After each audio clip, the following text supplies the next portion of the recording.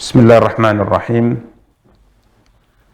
Assalamualaikum warahmatullahi wabarakatuh. Alhamdulillahi rabbil alamin. Wal aqibatu lil muttaqin fala udwana illa 'alal zalimin. Asyhadu an la ilaha illallah wahdahu la syarika lah. Wa asyhadu anna Muhammadan 'abduhu wa rasuluh.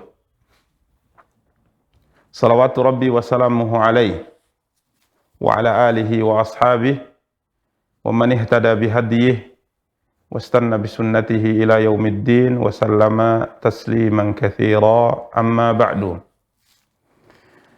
Para pemirsa Rasyad TV yang dimuliakan dan dirahmati oleh Allah tabaraka wa taala, dan juga para akhwat yang dimuliakan dan dirahmati oleh Allah tabaraka wa taala. Alhamdulillah, pada kesempatan yang berbahagia kali ini Allah tabaraka wa taala kembali memberikan kepada kita semua kemudahan untuk bisa kembali mengikuti kajian tafsir Al-Quran Al-Karim, tafsir Juz Amma dari karya yang telah ditulis oleh Al-Imam Al-Syeikh Al-Imam Abdurrahman bin Nasir As-Sa'di rahimahullahu ta'ala. Karya beliau Taisir Al-Karimir Rahman fi Tafsiri Kalami Al-Mannan. Para pemirsa dan para akhwat yang dimuliakan dan dirahmati oleh Allah tabaraka wa ta'ala, biidznillah pada kesempatan yang berbahagia kali ini insyaallah ta'ala kita akan lanjutkan pembahasan tafsir Al-Quranil Karim, tafsir Juz Amma, dan insyaallah ta'ala pada kesempatan yang berbahagia kali ini kita akan membahas dua surat terakhir dari Juz Amma, yakni surat Al-Falaq dengan surat An-Nas insyaallah ta'ala. Para pemirsa dan para akhwat yang dimuliakan dan dirahmati oleh Allah tabaraka wa ta'ala, semoga apa yang kita lakukan selama ini dalam mengkaji tafsir Al-Quranil Karim, khususnya tafsir Juz Amma dari surat An-Naba, alhamdulillah, sampai hari ini surat Al-Falaq dengan surat An-Nas, semoga ini menjadi bahagian daripada amal ibadah kita kepada Allah tabaraka wa ta'ala, dan semoga apa yang kita pelajari bisa mendekatkan diri kita kepada Allah tabaraka wa ta'ala, dan ilmu yang kita ketahui dijadikan oleh Allah tabaraka wa ta'ala ilmu yang bermanfaat, sehingga bisa kita amalkan dengan sebaik-baiknya. Para pemirsa dan para akhwat yang dimuliakan dan dirahmati oleh Allah, sebagaimana biasanya sebelum kita membahas dan membaca tafsir Al-Imam As-Sa'di rahimahullah, kita minta terlebih dahulu kepada Al-Akhul Qari untuk membacakan kepada kita surat dan ayat-ayat yang akan kita tafsirkan kepada beliau. Kita persilahkan, falyatafaddal mashkuran ma'juran insyaallah. A'udzu billahi minasy syaithanir rajim. Bismillahirrahmanirrahim. Qul a'udzu birabbil falaq min syarri ma khalaq wa min syarri ghasiqin idza waqab wa min syarrin naffatsati fil 'uqad wa min syarri hasidin idza hasad. Katakanlah, aku berlindung kepada Tuhan yang menguasai subuh, fajar, dari kejahatan makhluk yang Dia ciptakan, dan dari kejahatan malam apabila telah gelap gulita, dan dari kejahatan perempuan-perempuan penyihir yang meniup pada buhul-buhul talinya, dan dari kejahatan orang yang dengki apabila dia dengki. Para pemirsa dan para akhwat yang dimuliakan dan dirahmati oleh Allah, surat Al-Falaq dinamakan juga dengan surat Qul a'udzu birabbil falaq. Dua surat ini dinamakan dengan surat setelahnya, ini surat An-Nas, dinamakan dengan muawwidhatani. Ya, 2 surat perlindungan. Dan Allah tabaraka wa taala turunkan 2 surat yang mulia ini secara berurutan, sebagaimana urutannya di dalam Al-Quran. Surat Al-Falaq diturunkan terlebih dahulu, dibacakan oleh Jibril alaihi salam kepada Nabi kita yang mulia sallallahu alaihi wasallam. Kemudian setelah selesai, Jibril kembali membacakan kepada beliau alaihi salatu wassalam surat berikutnya, ini surat An-Nas. Sehingga turunnya bersamaan dan urutannya persis sebagaimana yang ada di dalam Al-Quran. Jumlah ayat surat Al-Falaq ada 5 ayat. Dan para ulama rahimahumullahu ta'ala berbeda pendapat apakah dia Madaniyah ataukah Makkiyah. Namun Al-Imam Ibn Katsir rahimahullahu ta'ala berpendapat bahwa surat Al-Falaq adalah Makkiyah. Diturunkan oleh Allah tabaraka wa ta'ala kepada Nabi kita yang mulia sallallahu alaihi wasallam sebelum beliau hijrah ke kota Madinah. Begitu juga dengan surat An-Nas. Sebagian ulama menjelaskan bahwa surat yang mulia ini turun karena sebab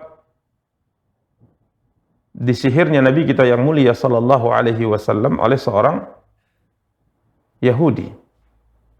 Sebagaimana kata Aisyah radhiyallahu anha, Aisyah bercerita, "Kana Rasulullah sallallahu alaihi wasallam suhira." Rasulullah sallallahu alaihi wasallam pernah disihir.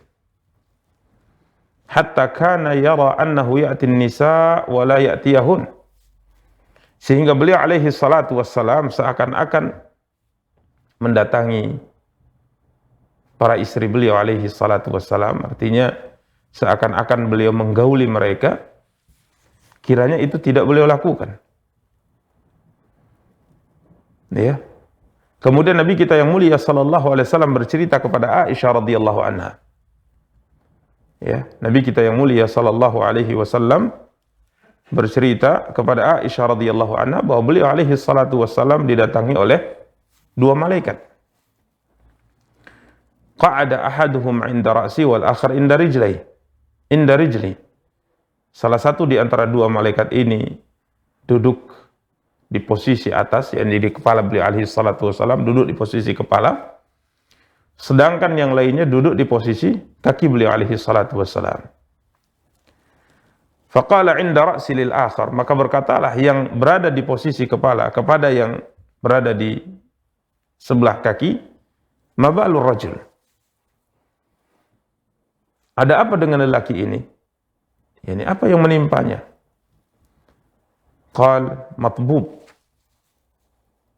maka berkatalah salah satu di antara keduanya bahwa lelaki ini sedang matbub, yakni sedang terkena sihir, sedang disihir. Maka kemudian ia bertanya, wa man tabbahu, siapa yang menyihirnya? Maka yang berada di salah satu di antaranya menjawab, ya, yang ada di kaki menjawab, yang di posisi kaki menjawab, ia disihir oleh Labid bin A'sam. Ya, Labid bin A'sam ini adalah seorang laki dari Bani Zuraiq, halifu Yahud. Dia adalah sekutunya orang Yahudi, ya. Wa kana munafiqan, dan dia adalah seorang munafik. Wa qala wa fima. Ya, kemudian malaikat ini bertanya kepada temannya lagi, disihir dengan sarana apa? Menggunakan apa sihirnya? Qala fi mustin wa musyatah. Yakni menggunakan sisir yang dipakai oleh Nabi kita yang mulia sallallahu alaihi wasallam. Begitu juga dengan rambut beliau alaihi salatu wassalam. Yakni rambut yang gugur tatkala beliau disisir atau tatkala beliau menyisir rambutnya alaihi salatu wassalam.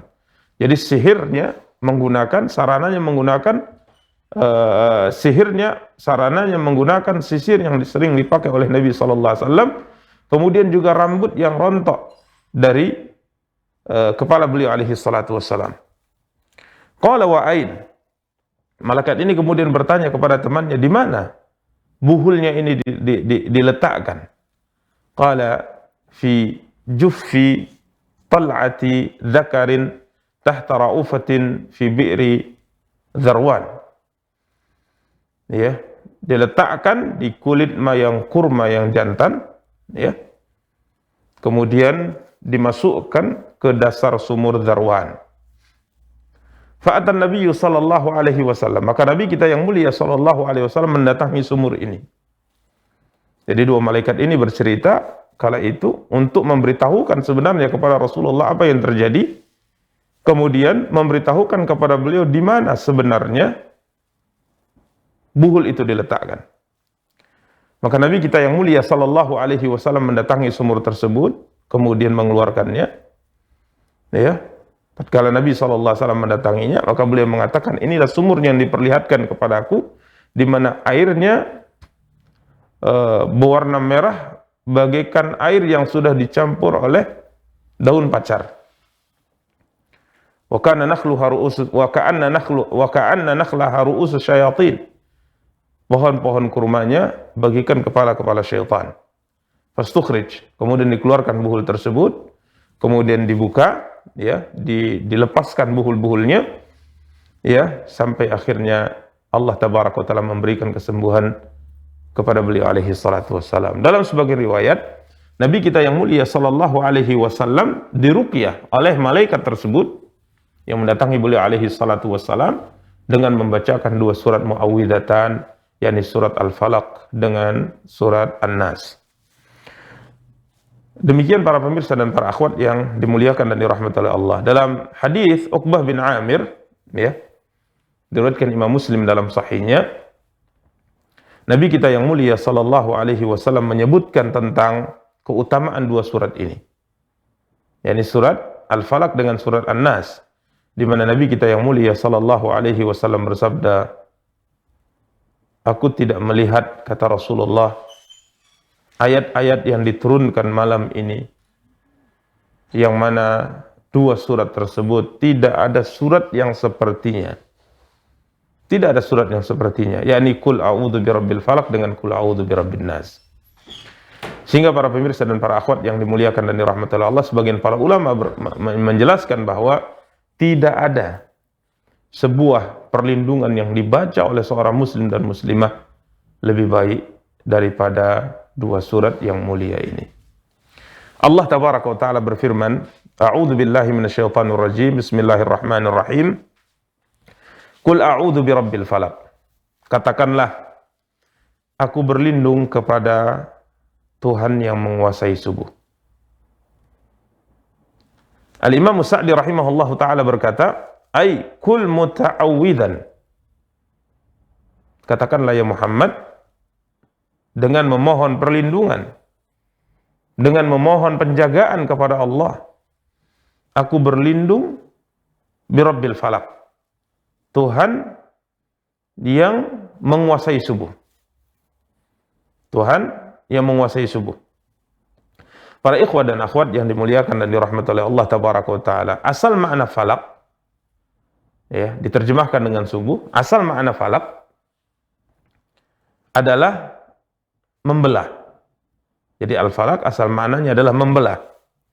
Sehingga Al-Imam Sa'di rahimahullahu ta'ala dalam tafsirnya beliau mengatakan, "Falikul habbi wan nawa wa falikul isbah." Ya, Rabbil falaq, Rabb yang diterjemahkan dengan menguasai subuh, ya. Asal maknanya adalah Rabbil falaq, yakni Rabb yang membelah. Rabb yang dengan kuasanya, dengan kemampuannya membelah. Sehingga Imam Sa'di rahimahullah ta'ala mengatakan, yakni membelah al-habbi wan nawa. Membelah al-habbi wan nawa, yakni membelah tumbuh-tumbuhan atau membelah butir tumbuh-tumbuhan dan membelah biji buah-buahan. Beliau menyinggung apa yang difirmankan oleh Allah tabaraka wa taala dalam surat Al-An'am ayat 95. Ya, dalam surat Al-An'am ayat 95, Begitu juga surat Al-An'am ayat 96. Di mana pada dua ayat ini Allah tabaraka wa taala berfirman menjelaskan tentang bahwa Dia adalah falikul habbi wan nawa. Kemudian pada ayat yang 96 Allah berfirman falikul isbah. Ya, kita perhatikan apa yang difirmankan oleh Allah tabaraka wa taala dalam surat Al-An'am ayat 95. Innallaha falikul habbi wan nawa yukhrijul hayya minal mayyiti wa mukhrijul mayyita minal hayy.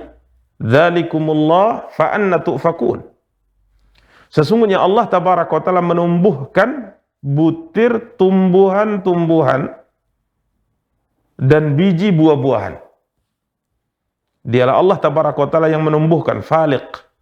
Ya, sehingga para ulama mengatakan bahwa dengan kehendaknya, dengan kuasanya, Allah tabaraka wa taala menjadikan butir untuk tumbuh-tumbuhan, begitu juga biji buah-buahan ini terbelah tatkala ia hendak tumbuh dengan kuasanya subhanahu wa ta'ala. Begitu juga falikul isbah, ya. Kita lihat pada ayat yang ke-96, Allah melanjutkan firman-Nya falikul isbah. Dia menyingsingkan pagi. Jadi seakan-akan waktu pagi yang telah tiba membelah kegelapan malam, sehingga akhirnya kegelapan itu pun hilang. Maka para pemirsa dan para akhwat yang dimuliakan dan dirahmati Allah, ini asal makna al-falaq, membelah, yang diterjemahkan dengan aku berlindung kepada Tuhan yang menguasai subuh. Karena dengan waktu subuh yang didatangkan oleh Allah tabaraka wa taala, seakan-akan kegelapan malam itu terbelah dan akhirnya hilang, sehingga suasana menjadi terang benderang. Pemirsa dan para akhwat yang dimuliakan dan dirahmati oleh Allah tabaraka wa taala, ini yang disebutkan oleh para ulama. Kenapa subuh?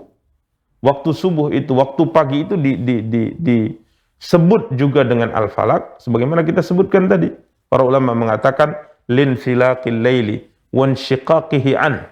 Ya, karena dengan datangnya waktu subuh, dengan datangnya waktu pagi, maka malam akhirnya menjadi terbelah, kemudian menjadi hilang, sehingga suasana menjadi terang benderang karena pancaran waktu pagi.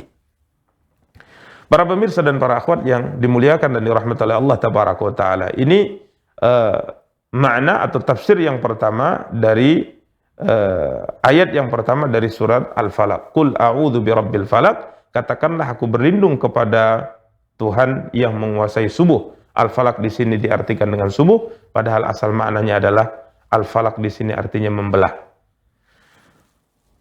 Kemudian ayat yang kedua Allah tabaraka wa taala berfirman min syarri ma khalaq, dari kejahatan makhluknya. Dari kejahatan makhluknya. Jadi berlindung kepada Allah tabaraka wa taala yang menguasai subuh, yang mendatangkan cahaya sehingga akhirnya cahaya malam hilang dengannya, dengan kuasanya subhanahu wa taala.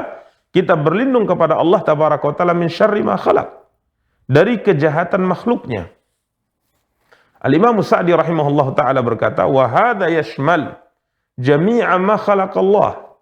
Kita berlindung dari kejahatan makhluknya, kata beliau ini mencakup perlindungan seorang hamba dari semua makhluk atau dari kejahatan semua makhluk yang diciptakan oleh Allah.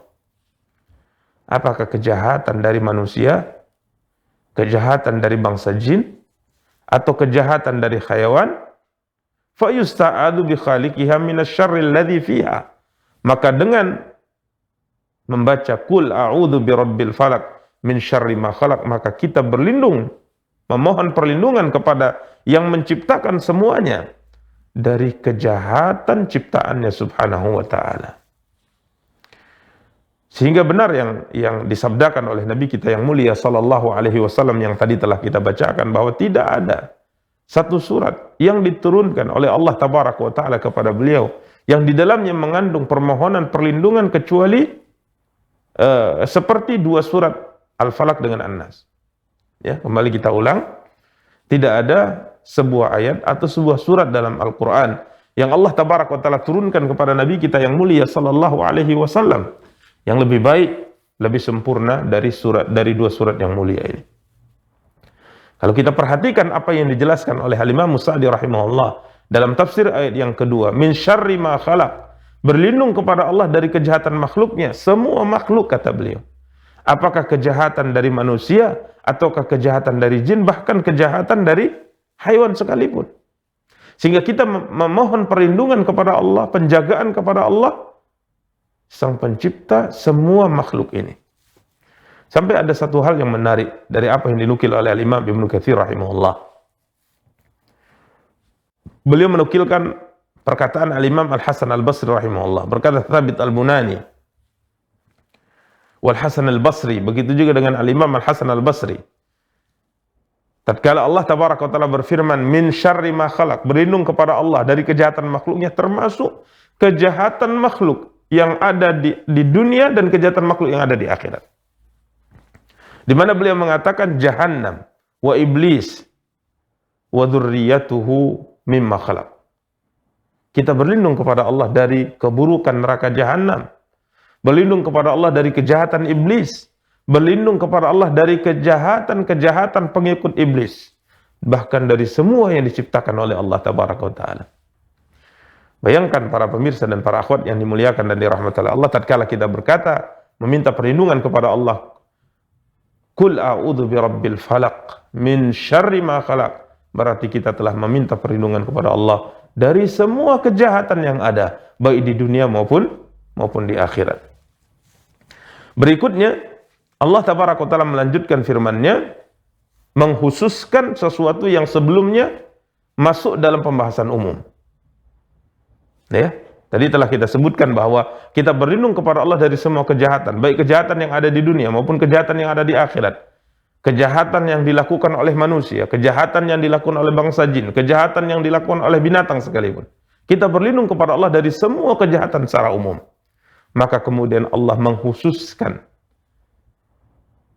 kita meminta perlindungan dari sesuatu di antara kejahatan-kejahatan yang ada, yang kita sudah meminta perlindungan kepada Allah darinya. Allah berfirman, wa min syarri ghasiqin idza waqab. Dan dari kejahatan malam apabila telah waqab. Diterjemahkan dengan telah gelap gulita. Para pemirsa dan para akhwat yang dimuliakan dan dirahmati oleh Allah tabaraka wa taala, ini yang disebutkan oleh Imam Sa'di, thumma khassa ba'da ma amma. Kemudian Allah tabaraka wa taala mengkhususkan meminta perlindungan kepada sesuatu, yang mana sesuatu yang kita mintai perlindungan pada ayat yang ketiga ini pada dasarnya sudah masuk pada permohonan perlindungan kita pada ayat yang kedua. Namun secara khusus kita berlindung kepada Allah min syarri ghasiqin idza waqab. Ay min syarri ma yakunu fil lail. Di mana kita berlindung kepada Allah tabaraka wa taala dari kejahatan yang terjadi di malam hari. Hina yaghshan nas, yakni tatkala kegelapan malam menyelimuti manusia. Wa tantashiru fihi katsirun minal arwahi syarirah, di mana pada malam yang sudah sangat gelap ini, maka akan bertebaranlah di atas muka bumi ini kebanyakan daripada jiwa-jiwa yang buruk. Ya. Jiwa-jiwa yang buruk. Wal hayawanat al-mu'dhiyah, begitu juga dengan hewan-hewan yang menyakiti atau yang membahayakan. Sehingga kita ketahui bahwa tentunya kejahatan di malam hari jauh lebih tinggi daripada kejahatan di siang hari. Keburukan yang terjadi di malam hari jauh lebih banyak, lebih besar daripada keburukan yang terjadi di siang hari. Karenanya kejahatan dan keburukan yang ditimbulkan oleh manusia, dilakukan oleh manusia, itu jauh lebih banyak dilakukan di malam hari. Pencurian, perampokan, pembunuhan, ini mayoritasnya dilakukan di malam hari. Begitu juga dengan kejahatan dan keburukan dilakukan oleh bangsa jin. Ya, ini juga kebanyakannya mereka lakukan di malam hari. Sehingga disebutkan bahwa kegelapan itu merupakan simbol kekuatan bagi mereka. Jadi bagi bangsa jin. Ya, kegelapan itu merupakan simbol kekuatan bagi mereka. Begitu juga dengan binatang-binatang. Binatang yang berbisa, binatang yang menyakiti, binatang yang membahayakan, ini mayoritasnya keluarnya di malam hari. Maka kita berlindung kepada Allah tabaraka wa taala, wa min syarri ghasiqin idza waqab. Berlindung kepada Allah dari kejahatan malam apabila telah gelap gulita. Karena dengan gelapnya bumi, gelapnya dunia, maka kejahatan semakin meningkat. Dari semua sisinya, apakah dari manusia, apakah dari bangsa jin maupun dari binatang. Sehingga inilah yang dimaksud oleh Imam Sa'di rahimahullah, summa khassa ba'da ma'am. Allah tabaraka wa taala kemudian menyebutkan sebuah perlindungan yang khusus, padahal perlindungan yang khusus ini telah disinggung sebenarnya pada ayat yang kedua. Para pemirsa dan para akhwat yang dimuliakan dan dirahmati oleh Allah tabaraka wa taala, begitu juga dengan ayat yang keempat. Ya, begitu juga dengan ayat yang keempat. Di mana pada ayat yang keempat Allah tabaraka wa taala berfirman, "Wa min syarrin naffatsati fil 'uqad." Dan dari kejahatan naffatsat. Ya, artinya wanita-wanita tukang sihir. Ya, wanita-wanita tukang sihir, an-naffatsati fil 'uqad, yang menghembus pada buhul-buhul. Para pemirsa dan para akhwat yang dimuliakan dan dirahmati oleh Allah tabaraka wa taala, naffatsat diterjemahkan dengan wanita tukang sihir. Ya, yang menghembus. Ya, karena kebiasaan tukang sihir adalah membuat buhul tatkala ia hendak menyihir, ia membuat sesuatu yang membuat buhul, kemudian membaca mantra-mantra, ya, buhul ini dibacai dengan mantra-mantra tertentu, kemudian dihembus-hembus. Ya, dihembus-hembus dengan hembusan yang halus, ya, yang disebutkan oleh para ulama kadang-kala sampai pada tingkat mengeluarkan air liur, akan tapi tidak terlalu banyak. Jadi hembusannya itu halus, dibacai dengan mantra-mantra tertentu, ini buhul, kemudian dihembus-hembus yang tujuannya untuk menyihir seseorang yang hendak mereka sihir. Maka nafasat ini diterjemahkan dengan wanita-wanita tukang sihir yang menghembus fil 'uqad pada buhul-buhul. Al-Imam Sa'di rahimahullah ta'ala berkata, ai wa min syarris sawahir.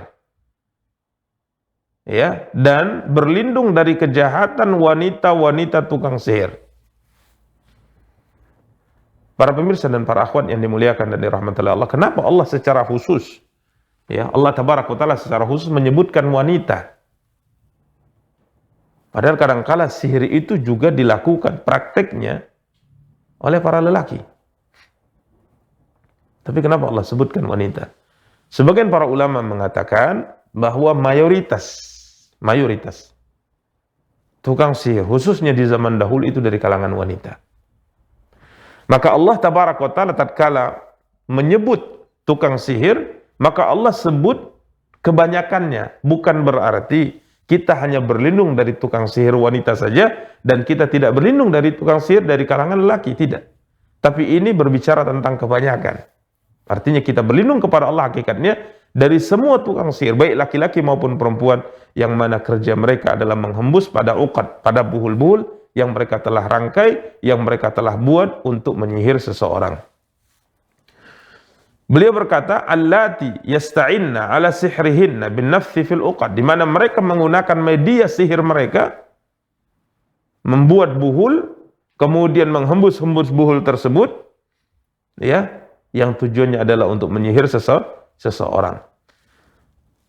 Para pemirsa dan para akhwat yang dimuliakan dan dirahmati oleh Allah, ini juga masuk pada perlindungan kita kepada Allah pada ayat yang kedua. Akan tapi ini secara khusus, ya, kita memohon perlindungan kepada Allah tabaraka wa taala dari kejahatan para wanita tukang sihir yang menghembus pada buhul-buhul. Sehingga ini menarik, ya, sebagian para ulama menarik kesimpulan dari ayat ini bahwa tatkala kita sedang meruqyah seseorang, membacakan Al-Quran pada seseorang, di tubuh seseorang, sebagian menganjurkan untuk tidak menghembus-hembusnya karena menyerupai tukang sihir tatkala melakukan praktek sihirnya, ya.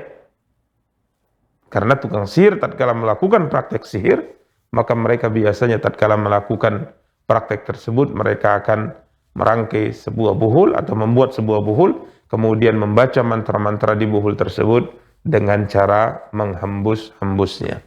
Demikian para pemirsa dan para akhwat yang dimuliakan dan dirahmati oleh Allah tabaraka wa taala. Berikutnya pada ayat yang kelima. Ini juga poin pembahasan menyebutkan perlindungan dalam perkara-perkara yang khusus padahal sudah disebutkan pada perkara yang umum di ayat yang kedua, yakni kita berlindung kepada Allah wa min syarri hasidin idza hasad, dan dari kejahatan pendengki bila ia dengki. Para pemirsa dan para akhwat yang dimuliakan dan dirahmati oleh Allah tabaraka wa taala, apa yang dimaksud dengan hasad? Apa yang dimaksud dengan hasad? Dengki. Ini merupakan salah satu di antara dosa besar. Sampai-sampai Nabi kita yang mulia sallallahu alaihi wasallam melarang kita untuk saling hasad antara satu dengan yang lainnya. Rasulullah sallallahu alaihi wasallam bersabda, "La tahasadu." Janganlah kalian saling hasad antara satu dengan yang lainnya. Ya. Wala tabaghadu, dan janganlah kalian membenci antara satu dengan yang lainnya. Wala tadabaru, dan janganlah kalian saling membelakangi antara satu dengan yang lainnya. Wa kunu ibadallahi ikhwana, jadilah kalian sebagai hamba-hamba Allah yang bersaudara. Al-muslim akhul muslim, seorang muslim hakikatnya adalah saudara bagi muslim yang lainnya. Jadi hasad merupakan dosa besar yang dilarang oleh Allah, dilarang oleh Nabi kita yang mulia sallallahu alaihi wasallam.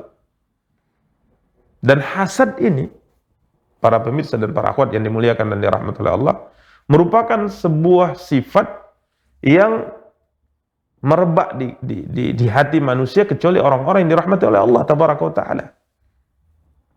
Karena tabiat manusia itu tidak ingin ada orang yang mengunggulinya, baik dalam harta, dalam jabatan, dalam kemuliaan, dalam kehormatan. Ia tidak ingin ada orang yang mengunggulinya. Ia selalu ingin dan ia selalu senang apabila ia adalah orang pertama, orang terdepan pada sebuah nikmat yang Allah berikan kepada manusia. Dia ingin menjadi orang paling kaya, menjadi orang yang paling mulia, menjadi orang yang paling tinggi jabatannya. Ini adalah tabiat manusia. Dan dia tidak ingin ada orang yang mengunggulinya dalam hal-hal yang seperti ini. Maka ini yang kita sebutkan tadi, bahwa orang yang dirahmati oleh Allah tabaraka wa taala dialah orang yang Allah selamatkan dari sifat hasad ini. Ya. Sehingga para ulama mengatakan apa yang dimaksud dengan hasad? Al-Imam Sa'di berkata, al-hasid huwa alladhi yuhibbu zawalan ni'mah anil mahsudi fayas'a fi zawaliha bima yaqdiru alaihi minal asbab. Orang yang hasid itu, yang sudah terjangkiti sifat hasad pada hatinya, adalah orang yang sangat ingin nikmat yang Allah berikan kepada orang lain hilang dari orang itu. Ya. Jadi dia ingin harta yang Allah berikan kepada si fulan hilang darinya. Dia ingin harta yang kedudukan, jabatan yang Allah berikan kepada si fulan hilang dari dirinya. Kemudian bukan hanya sekedar ini, orang yang disebut dengan hasid, orang yang hasad. Fayas'a fi zawaliha bima yaqdiru alaihi minal asbab. Ia bahkan melakukan segala cara.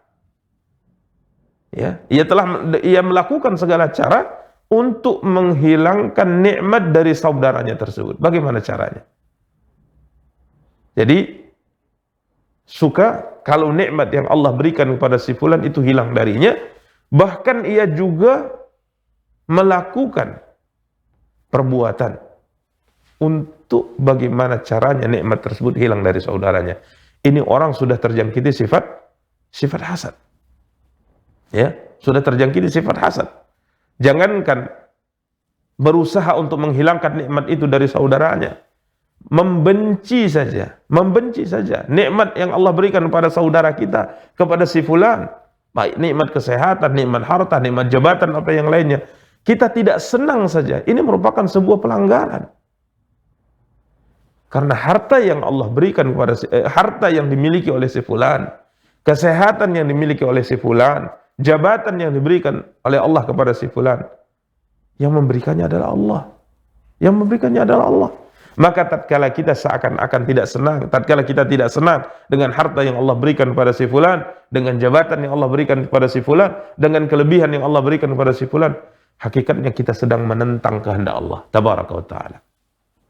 Hakikatnya kita sedang menentang kehendak Allah.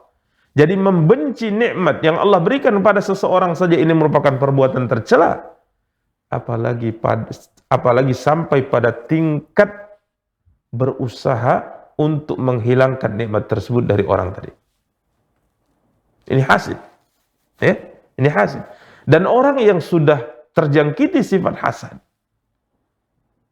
apalagi sifat hasad itu sudah sangat membesar di dadanya, maka ia tatkala tidak berusaha mengobatinya, menyelamatkan dirinya dari sifat ini, ia pasti akan berusaha untuk menyakiti orang ini. Ya, ia pasti berusaha untuk menghilangkan nikmat itu dari orang yang nikmat itu Allah berikan kepadanya. Maka butuh dalam hal seperti ini kita berlindung kepada Allah dari keburukannya. Maka fahtija ilal isti'adati billahi min syarri. Maka butuh seseorang meminta perlindungan kepada Allah tabaraka wa taala dari kejahatannya, membatalkan tipu muslihatnya. Masuk dalam pembahasan ini adalah al-ayin, kata beliau. Jadi setelah beliau jelaskan tentang orang yang iri dan siapa yang dimaksud dengan orang yang iri, kemudian beliau berikan definisinya, sehingga sangat butuh seorang itu berlindung kepada Allah dari orang yang iri dengki kepadanya. Karena orang yang iri dan dengki kepadanya pasti akan selalu berusaha untuk menjerumuskan orang tadi kepada keburukan. Ya, kepada keburukan. Selalu ingin menzaliminya, selalu ingin menghilangkan nikmat yang Allah berikan kepadanya. Termasuk kata beliau al-hasidul ayin. Ya, beliau menyinggung tentang penyakit ain, ya, penyakit ain. Di mana Nabi kita yang mulia sallallahu alaihi wasallam bersabda al-ainu haq. Ain itu benar, yakni pandangan jahat. Di mana tatkala seseorang memandang orang lain yang telah Allah tabaraka wa taala berikan nikmat kepadanya, baik nikmat yang berkaitan dengan harta maupun nikmat yang berkaitan dengan fisik, kemudian dilihat oleh orang ini, apalagi kalau seandainya orang yang melihat ini penglihatannya berdasarkan atas sifat hasad yang berkobar di dadanya, maka biasanya pandangan mata ini akan berpengaruh buruk kepada orang yang dipandang. Ya, pandangan mata ini, pandangan mata yang digunakan oleh orang yang memilikinya, memandang orang yang diberikan oleh Allah sebuah kelebihan, di mana pandangan mata ini didasari atas kebencian, didasari atas sifat hasad yang berkobar di dadanya, biasanya pandangan mata ini akan menimbulkan keburukan bagi yang dipandang. Itulah yang disabdakan oleh Nabi kita yang mulia sallallahu alaihi wasallam, al-ainu haq. Pandangan mata jahat itu benar adanya. Artinya tatkala seorang hasad kepada seseorang, kemudian dia pandangi orang tadi, dia lihat orang tadi, dia perhatikan orang yang ia hasad kepadanya atas nikmat yang Allah berikan kepadanya, maka biasanya pandangan ini akan berakibat buruk kepada orang yang dipandang. Ya. Bahkan para ulama mengatakan dari apa yang disabdakan oleh Nabi kita yang mulia sallallahu alaihi wasallam, bahwa pandangan takjub kepada nikmat yang Allah berikan kepada seseorang, kalau tidak diiringi dengan doa, apalagi kalau sampai pada tingkat memuji. Kita lihat seseorang punya kelebihan, kemudian kita memujinya tanpa kita barengi dengan doa atau memohon keberkahan kepada Allah tabaraka wa taala, biasanya pandangan dan pujian ini sekalipun tidak didasari kebencian, tidak didasari hasad, tapi tatkala kita sekedar memuji tapi tidak mendoakan kebaikan untuk saudara kita, maka pujian dan pandangan mata ini juga berpengaruh bagi yang dipuji dan bagi yang dilihat. Sebagaimana terjadi pada seorang sahabat bernama Sahal bin Hunayf. Ya, sahabat Sahal bin Hunayf radhiyallahu taala memiliki kulit yang sangat bersih. Kulitnya putih dan sangat bersih. Suatu hari dalam perjalanan safar bersama dengan Rasul kita yang mulia sallallahu alaihi wasallam, Sahal bin Hunayf ini beliau mandi. Ya, beliau mandi. Kemudian dilihat oleh seorang sahabat bernama Rabi'ah, melihat tangannya dia lihat, dia tidak pernah melihat kulitnya Sahal bin Hunayf sebelumnya. Tatkala dia melihat begitu sangat bersihnya kulit Sahal bin Hunayf, dia mengatakan, demi Allah, aku tidak pernah melihat kulit yang lebih bersih, ya, kecuali kulit yang aku lihat pada hari ini. Hatta sekalipun kulit seorang gadis sekalipun. Maka seketika Sahal bin Hunayf radhiyallahu ta'ala anhu pun jatuh tersungkur dan tidak bisa bergerak. Ya, beliau langsung jatuh tersungkur, tidak mampu bergerak. Maka orang-orang pun sibuk, para sahabat sibuk, mereka mengangkatnya dan berkumpullah para sahabat sehingga Nabi SAW datang. Nabi SAW bersabda, apa yang terjadi? Maka mereka mengatakan, ini ya Rasulullah, tiba-tiba ia tersungkur, tiba-tiba ia terjatuh, kemudian tidak bisa menggerakkan apapun dari anggota tubuhnya. Maka para sahabat mengatakan, siapa kira-kira yang kalian curigai? Siapa kira-kira yang kalian curigai? Maka mereka mengatakan, Rabi'ah ya Rasulullah. Karena sebelum kejadian ini, Rabi'ah memuji Sahal bin Hunayf. Maka Nabi SAW perintahkan Rabi'ah untuk datang. Kemudian setelah ia datang, Nabi SAW perintahkan ia wudu. Dalam sebagian riwayat Nabi perintahkan ia mandi, kemudian sisa air wudunya, yakni air wudu yang mengalir di tubuh Rabi'ah ini ditampung, ya. Kemudian air wudu ini disiramkan kepada Sahal bin Hunayf sehingga akhirnya ia pun bisa duduk dan bisa berdiri dan bisa berjalan seakan-akan tidak terjadi sesuatu apapun sebelumnya. Maka Nabi kita yang mulia sallallahu alaihi wasallam ingatkan para sahabat, kenapa salah seorang di antara kalian dengan teganya menyakiti saudaranya? Jika seandainya kalian melihat sesuatu yang menakjubkan dari saudaranya, nikmat, kelebihan yang Allah berikan kepada saudaranya, maka hendaknya dia mendoakan kebaikan untuk saudaranya.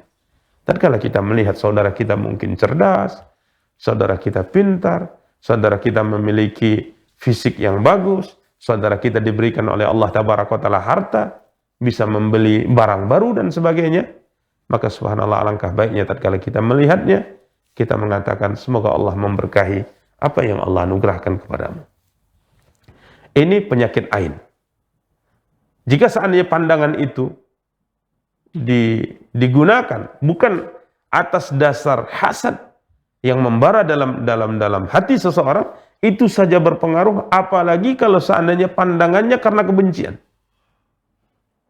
Ya, sehingga para ulama dahulu sering menyebutkan sebuah pepatah. Ya, betapa banyak manusia masuk kubur karena pandangan jahat, dan betapa banyak unta yang harus disembelih karena pandangan jahat. Artinya tatkala seseorang melihat nikmat yang Allah berikan pada seorang dan dia tidak senang dengan nikmat yang Allah berikan pada si fulan tersebut, dan di hatinya dipenuhi dengan kebencian dan hasad kepada orang ini, maka orang ini bisa sakit dan bisa mati. Tentunya dengan izin Allah, sebabnya adalah karena pandangan jahat ini. Begitu juga kendaraan. Kadang kalau orang naik kendaraan, tatkala dipandang dan kita benci dengannya, ya, ini kadang-kala bisa menyebabkan orang yang naik kendaraan tersebut bisa terjatuh dengan seketika. Ini ain. Karenanya para pemirsa dan para akhwat yang dimuliakan dan dirahmati Allah, sebagai seorang muslim, sebagai seorang muslimah, tatkala melihat apapun yang menakjubkan dari saudara kita, hendaknya kita mendoakan kebaikan. Hendaknya kita mendoakan kebaikan. Karenanya tatkala ada orang mungkin yang memuji kita, memuji anak kita, memuji barang yang baru kita beli, atau memuji sesuatu yang kita miliki, ingatkan dia tatkala ia memuji, doakan kebaikan. Doakan kebaikan. Bukan malah kadang-kala kebalikannya. Kalau orang-orang dahulu tatkala melihat anak kita yang mungkin cerdas, anak kita yang mungkin ganteng atau cantik, karena takut mungkin akan berpengaruh buruk kepada orang yang dipuji, kadang-kala mereka membalikkan kata. Sambil menggendong anak kita yang bayi atau anak kita yang masih kecil tersebut, mereka kadang-kala mengatakan, aduh jelek sekali. Padahal maksudnya adalah begitu sangat cantik dan gantengnya anak ini. Karena mereka takut ain. Sebenarnya niatnya bagus, akan tapi prakteknya salah. Puji dia, sampaikan, Masya Allah, Tabarakallah, begitu sangat gantengnya. Masya Allah, Tabarakallah, begitu sangat cantiknya. Masya Allah, Tabarakallah, begitu sangat pintarnya dan cerdasnya. Ini yang benar. Ya, ini yang benar. Karena memang pandangan mata dan pujian itu sangat sangat berpengaruh. Demikian para pemirsa dan para akhwat yang dimuliakan dan dirahmati oleh Allah tabaraka wa taala. Beliau berkata, li'annahu la tasdurul ain illa min hasidin syaririt taba. Karena pengaruh jahat dari pandangan mata biasanya tidak akan berpengaruh, tidak akan muncul kecuali dari orang yang di hatinya dipenuhi penyakit hasad dan orang yang syarirut taba. Syarirut taba, yakni orang yang sangat buruk tabiatnya. Khabithun nafs, orang yang sangat buruk jiwanya. Ya, maka kita berlindung juga kepada Allah dari ini, dari orang yang seperti ini dengan membaca surat Al-Falaq, wa min syarri hasidin idza hasad. Sehingga kesimpulannya para pemirsa dan para akhwat yang dimuliakan dan dirahmati Allah, surat yang mulia ini mencakup permohonan perlindungan min jami'i anwa'i syururi umuman wa khususan. Subhanallah.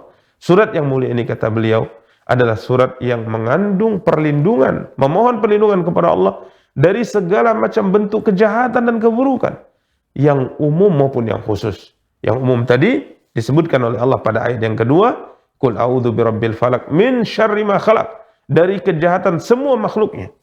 Bahkan makhluk yang ada di dunia maupun makhluk yang ada di akhirat. Manusia, kejahatan bangsa jin, dan bahkan juga kejahatan binatang. Kemudian kita juga meminta perlindungan dari kejahatan-kejahatan yang khusus. Kejahatan kegelapan, di mana kejahatan biasanya akan meningkat di saat kegelapan itu datang. Ya.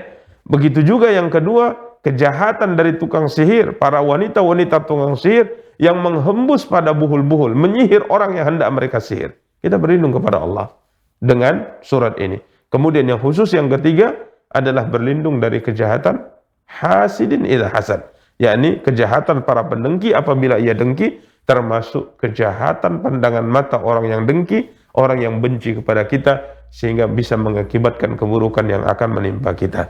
Para pemirsa dan para akhwat yang dimuliakan dan dirahmati Allah, kemudian di akhir pembahasan dalam tafsir surat Al-Falaq ini, penulis berkata, wadallat ala anna as-sihra lahu haqiqatun yukhsha min dararihi wa yusta'adzu billahi minhu wa min ahli. Ayat ini menunjukkan bahwa sihir itu hakiki. Sihir itu pengaruhnya nyata. Ini mengisyaratkan bahwa ada sebagian para ulama yang berpendapat bahwa sihir itu tidak nyata. Dia hanya permainan pandangan. Dia hanya permainan perasaan saja. Ya, tidak nyata. Namun beliau berpendapat, dan ini merupakan pendapat yang sahih, bahwa sihir itu nyata. Yukhsha min dararihi, ditakutkan keburukan itu akan menimpa seseorang yang disihir. Artinya orang yang disihir bisa saja ia sakit, benar-benar sakit. Benar-benar sakit. Benar-benar membuat ia susah. Benar-benar kadang-kala sampai pada tingkat membunuh. Walaupun tentunya pembahasannya semuanya atas kehendak Allah tabaraka wa taala. Sebagaimana kita bacakan tadi, Nabi kita yang mulia sallallahu alaihi wasallam disihir oleh seorang Yahudi bernama Labid bin A'sam. Ya, haliful Yahud, dia adalah sekutunya orang-orang Yahudi dari Bani Zuraik. Ia menyihir Nabi sallallahu alaihi wasallam dengan menggunakan apa? Sisir yang dipakai oleh Nabi menyisir rambutnya, dan juga menggunakan rambut yang melekat pada sisir tersebut. Disihir Nabi. Apakah pengaruh sihir ini nyata dirasakan oleh Nabi? Kita telah bacakan. Nyata dirasakan oleh Nabi sallallahu alaihi wasallam. Sehingga Aisyah mengatakan seakan-akan beliau menggauli para istri beliau, tapi hakikatnya beliau tidak melakukan itu. Sehingga akhirnya beliau diruqyah, ya, dibacakan doa-doa perlindungan oleh malaikat Allah tabaraka wa taala. Jadi beliau berkata, an-sihra lahu haqiqah. Sihir itu memiliki pengaruh yang nyata, yang ditakutkan keburukannya, sehingga Allah tabaraka wa taala perintahkan kita berlindung dari sihir dan berlindung dari tukang sihir. Namun tetap kita katakan bahwa sekalipun ia nyata, sekalipun ia bisa membahayakan, mendatangkan penyakit, bahkan pada sampai tingkat membunuh, akan tetapi sihir ini juga tidak akan berlaku dan tidak akan terjadi kecuali atas kehendak Allah tabaraka wa taala. Demikian para pemirsa dan para akhwat yang dimuliakan dan dirahmati oleh Allah tabaraka wa taala.